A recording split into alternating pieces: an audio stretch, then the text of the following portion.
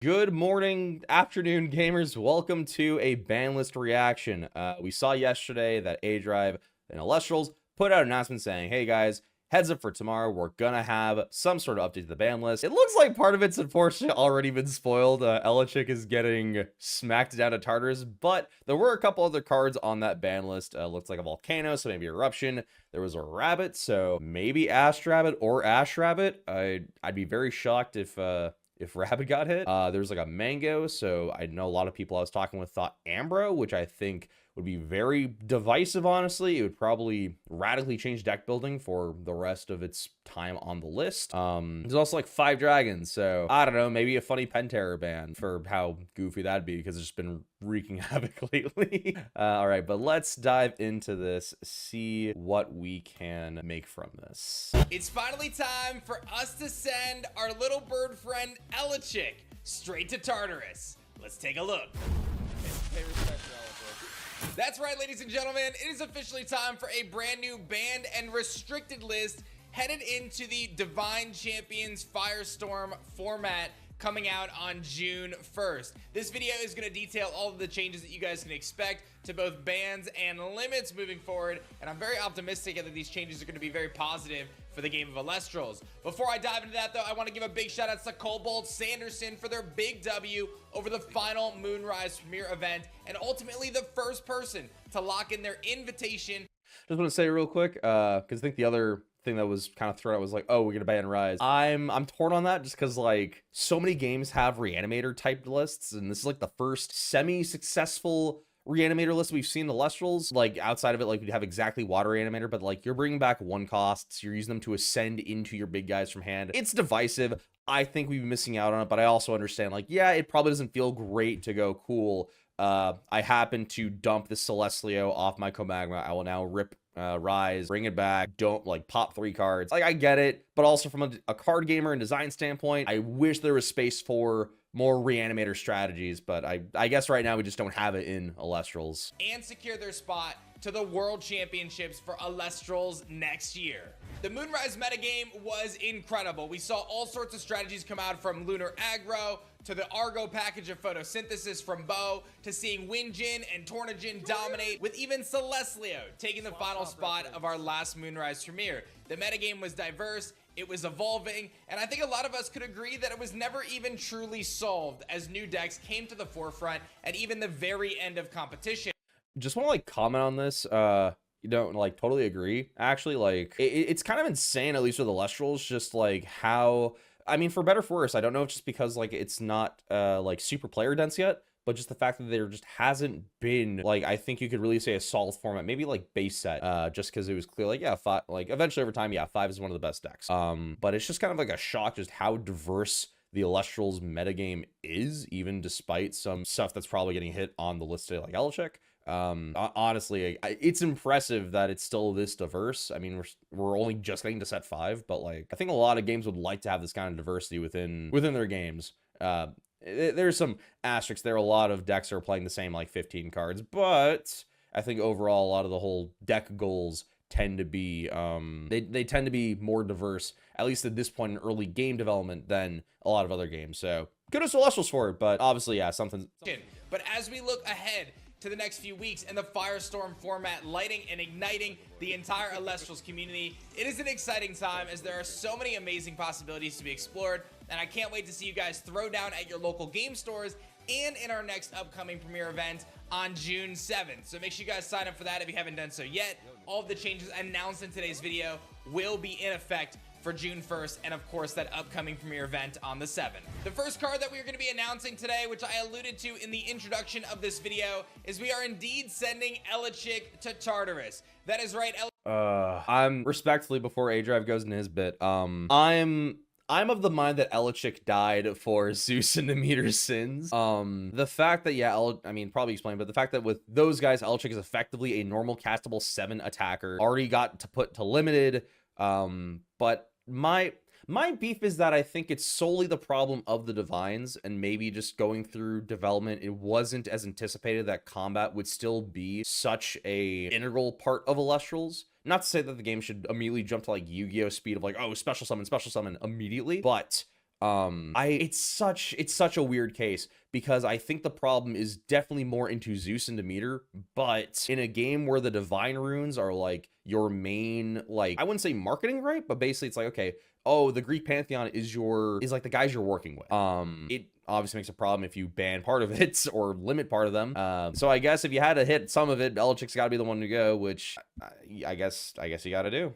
I guess you just got to. Belichick will now be banned from Elestrals. Previously limited to 1 copy, this card will be moving to the ban list. And I want to be very upfront. This has been in the plans for quite a few months now. Actually, going back 6+ months, we've been intending to make this move, but we were waiting for the right time to do so. And the launch of Firestorm is the perfect opportunity to do so. There's been some significant shifts in design philosophy since Belichick was originally written back in 2022 as a generic divine searcher, and we've been able to quickly identify its power level when combined with cards like Demeter and Zeus, and the need for more specific divine searchers. So moving forward over the course of the divine champion sets, you're going to see new divine searchers for each of the divine runes, and you see that in Firestorm with cards like Torchin, Champion of Hestia. You've also got cards like Spy Nymph, Champion of Hermes, Sorlet, Champion of Aeolus. These various cards are being introduced into the game to provide element-specific divine searchers or divine-specific divine searchers, and Belichick at a 4 attack stat is simply too strong in the game right now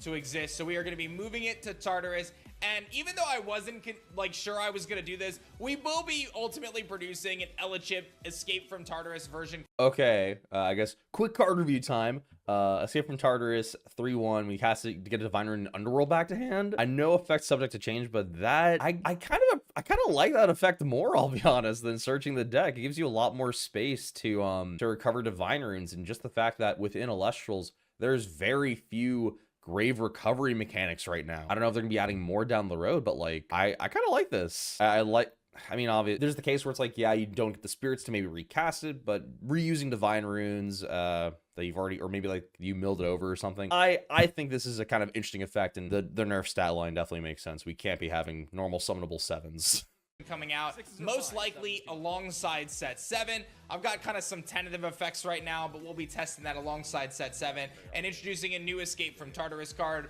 I have said that not every card that ends up on the ban list will get an Escape from Tartarus card, but I feel like we might as well make one for this. It'll be a lot of fun, and maybe one day there will be an Escape from Tartarus archetype if we keep sending cards to Tartarus this way. So just to recap, Belichick going to Tartarus primarily because its power usage alongside cards like Zeus and Demeter, but also its generic divine search has allowed for players to kind of pigeonhole their deck making into certain ways. Plucky will provide the same effect but on a lower stat at Elestral with only 1 attack, which is a little bit more beneficial, and will continue to introduce divine specific searchers over the next couple sets so that every divine, or pretty much every divine, will receive their own specific searcher to allow their archetypes to evolve and these combo decks to evolve without just slapping down an Belichick and being able to get whatever you want. The next card we are announcing is a limit to 1 copy per deck, and that is none other than Rise from the Ashes. Now, I know the timing here with Rise might seem kind of fun. Limit to 1 with Rise from the Ashes. All right, so we still get to keep we keep 1 reanimation legal. you better pick right, because this is your only one. If it gets Gorgon's Gazed, you're gonna be crying yourself to sleep. Funny, since Cobalt Sanderson just won this event utilizing Rise from the Ashes and Celestlio, but these plans were in place now for quite a few weeks as we've been looking at Rise from the Ashes in the context of a handful of other decks, specifically Blizztrix, and a desire to reduce that power level without obliterating the deck or the archetype. And that's really what this limit is ultimately about. By limiting Rise to 1, you're essentially removing the functionality of these kind of pitch a 3 cost to the underworld and revive its strategies. Rather, you're going to have to utilize strategies that are a little bit more consistent to be able to generate these advantages from your underworld. I mean, we literally have like the inconsistency with Blizztrix. Like its whole thing is literally just gambling. I guess, I don't know, it's weird. Rise, I guess, makes that a little more consistent. And like I said, I would like more reanimator type strategies to be able to work in Elestrals. But I guess at the moment, just for what tools we have available, Rise being the only one of just unconditional bring anything back kind of makes that difficult. And Rise from the Ashes has proven itself to be one of the strongest cards and the most swingy cards in the game. So we're going to be limiting it to 1 copy and continuing to monitor it over the coming sets and over the coming months as it sees play in various decks. but at the current state of the game, we felt that it was just far too swingy, especially combined in strategies like Blizztrix, which are going to be getting support through Hermes, being able to send that to the underworld very freely. And we saw over the weekend with Celestleo and Cobalt's deck being able to use cards like Co-Magma and Golden Apple of Discord to pitch one of the strongest. That is very funny that finally Rise, I guess, finally broke the camel's back with that Reanimator deck, and I was like, all right, gotta do something with it. I know they said they were doing more stuff. They had plans for it, but Into the game for the underworld and then simply bring it back with Rise. So we believe that this limit is going to help a lot of other game plan decks have more consistency and not have the tables flipped on them so incredibly fast from these really powerful 3-drops hitting the field without any sort of a response, especially when combined with some of the other cards in the game. It becomes very difficult to deal with that kind of board swarming, especially when it's 3-cost Elestrals doing those swarms. It may come as a surprise to you all, but that is actually it for our banned and limited list for this segment here. We've been spending a lot of time deliberating, and I'm excited to announce that we've actually formed an internal team of some of the best players in the world, not just at Elestrals, but at other games, in helping us make these decisions. So we have a dedicated team just to test. interesting. So I guess everything else was kind of a, what's the word? I guess kind of a misnomer. Interesting. In the ban list. I'm not going to announce who's on that team right now because we're still building things out. We've been testing this for a few months and now we're entering a new phase of testing. But the hope is that we can have more transparent conversations with this incredible internal team that I've created and kind of a forward-facing approach with you guys. So we're still working out some of the details on that, but expect for us to continue our transparency moving forward and announcing not only what we're doing to evolve the game, but why we're doing it and how it's going to impact the game moving forward.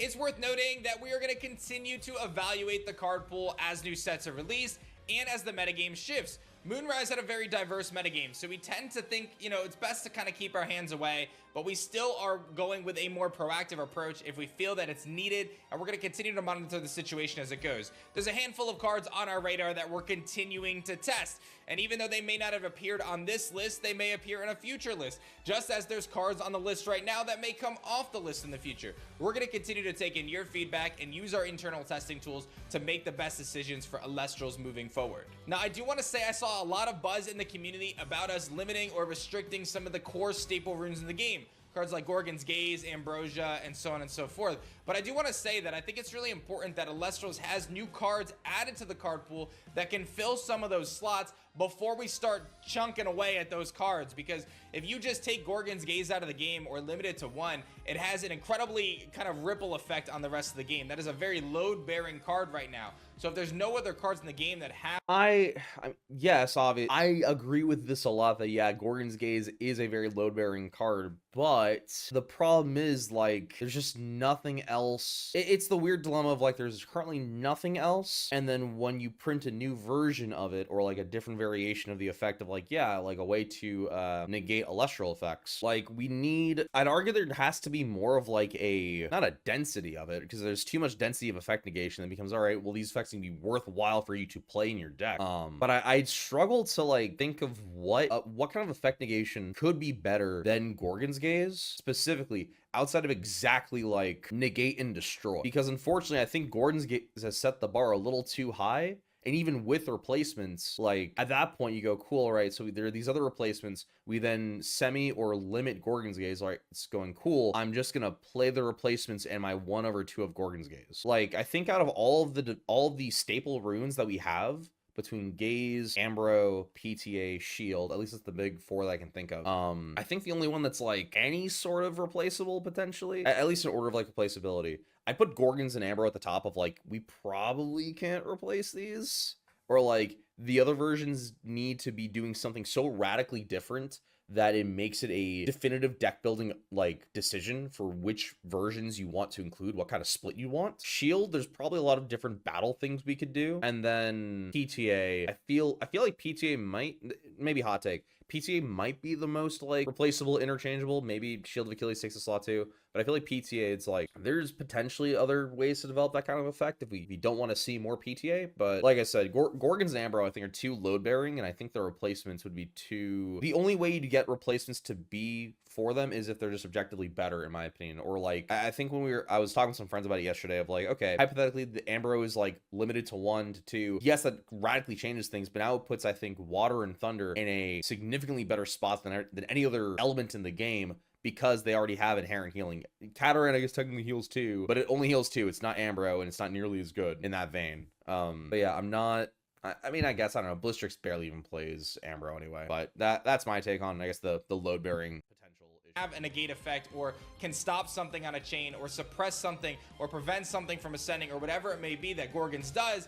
It creates a big void, and I think it's going to actually get out of hand pretty quickly. But these are all things that we are testing and continuing to evaluate. So we're going to continue to roll forward with the list as it is right now. Elechick being banned, Rise from the Ashes to 1, and the existing list still staying in place. But again, we're going to continue to test, continue to evaluate, and we're super excited to see what happens with the new Firestorm format. Tons of amazing cards being added, both on the Elestral side and the Rune side. I think we're going to see a nice shakeup. The last thing to note is that starter decks are always legal if they are unmodified. So if you pick up a new starter deck and it contains an Elechick or 2 Elechicks, you can play that exact starter deck as long as you don't change any of the cards. But of course, you are going to have to take, if you change any of those cards, you are going to have to take out the banned and limited cards or adhere to the proper list. So that's worth noting there. But ultimately, I am so excited for this next chapter of Elestrals that I can't thank you guys enough. Please continue to give me your feedback. Use the comment section below. If you want to have any healthy and constructive discussions, I always welcome that. And we're going to continue to take your feedback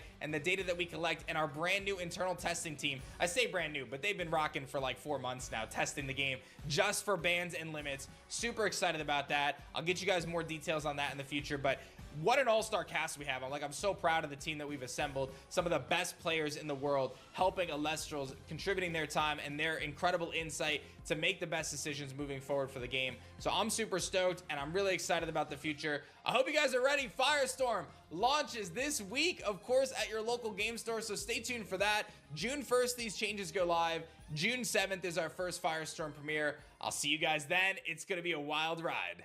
All right, and well, there we go, I guess. Overall, I'd say I feel a little blue-balled. I think I was hoping for more sweeping changes, but the other dilemma, I think, or maybe the other elephant, or I guess dog in the room, is Werepup. And with Champ Lycovoid, I think a lot of people were hoping, seeing the power of Champ Lycovoid from TP3, and now that Firestorm is, like, you know, fully revealed, and like just through testing, right? Like Champ Lycovoid feels like a maybe a big problem. Arguably, yes. I don't know. It's a weird case, right? Because, like, well, Werepup isn't good in every deck, but also you just get the bricks out of your deck because it searches the full moon and then it can ascend into Lycovoid, get out the other Werepups, and now Lycovoid can be a Nexus Bang. I guess I'm glad that we didn't see like a proactive like limit or ban beforehand with like Pharaoh guys, but it feels weird, I guess, that Lycovoid is getting away with it. But you know what? I guess we'll see. The premiere is pretty close. It's like whopping 2 weeks out. Maybe we'll see if